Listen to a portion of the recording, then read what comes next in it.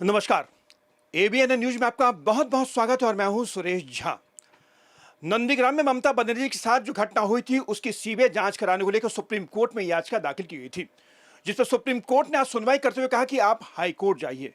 इसी विषय पर आज हमारे साथ बातचीत करने के लिए मौजूद है कानून के जानकार हैं वीरेंद्र सिंह चरक। आइए इनसे बातचीत करते हैं। सर, ममता बनर्जी के पैर में चोट लगी थी, आपको याद होगा कि नंदीग्राम में उनके संग जो मिस हैपनिंग हुई थी उसकी सीबीआई इंक्वायरी की बात कही गई थी, जिसको लेकर सुप्रीम कोर्ट में याचिका दायर की गई थी। सुप्रीम कोर्ट ने कहा कि हाई कोर्ट जाइए। क्या कहेंगे इसको लेकर आप? ममता जी का इस बात को लेके सुप्रीम कोर्ट को अप्रोच करना अपने आप में एक फेलियर ऑफ एडमिनिस्ट्रेशन का सवाल है।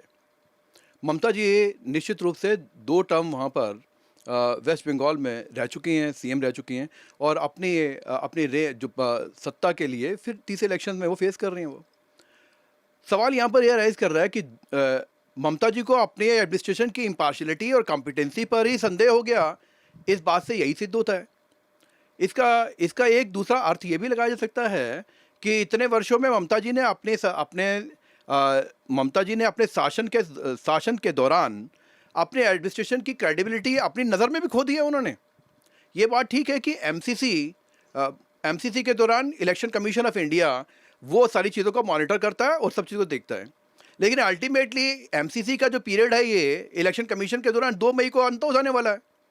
और अगर वो 2 मई को ये अंत हो जाएगा तो फिर अगर Mamata ji as a politician, as a senior politician, as a chief minister of the state, 2 term chief minister of state रह चुकी हैं, जो कंटेंडर हैं, वो उनकी पार्टी के एमपीज़ हैं पार्लियामेंट में, उसके बाद भी अगर वो अपने एडमिनिस्ट्रेशन जो उनके अंडर काम कर चुका है इतने वर्षों तक, उसकी क्रेडिबिलिटी पे संदेह उठाकर सीबीआई जांच के लिए ऑनरेबल सुप्रीम कोर्ट का दरवाजा खटखटाएं, ये अपने आप में बड़ी हास्यास्पद सी बात है मेरी नज़र में। उनकी अपनी व्यक्तिगत कुछ हो सकता है वो डैमेज कंट्रोल मोड में हो। लेकिन उसमें कहा कि हाई कोर्ट जाइए, तो क्या ये मामला आपको इतना गंभीर लगता है कि हाई कोर्ट में भी इसको चैलेंज किया जा सकता है सीबीआई इंक्वायरी के लिए?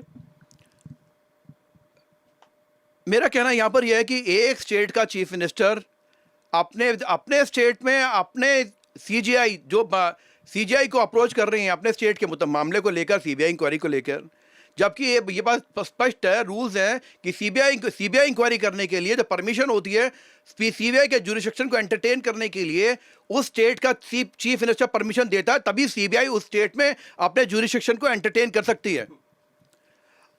अगर ममता जी एक सिंपल वन लाइनर कह दें कि we give CBI hand to operate, hand to have jurisdiction in our state, it matter ends, उसके बाद सीबीआई को रेफर कर दें, कोई भी इशू है उसमें क्या फर्क पड़ रहा है?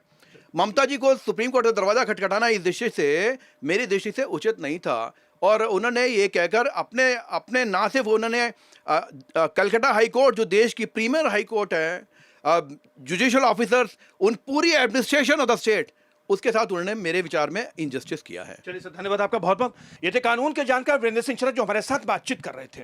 सुप्रीम कोर्ट ने कहा कि अब हाई कोर्ट जाइए। अब देखना कि हाई कोर्ट के अंदर ये मामला जाता है या नहीं जाता।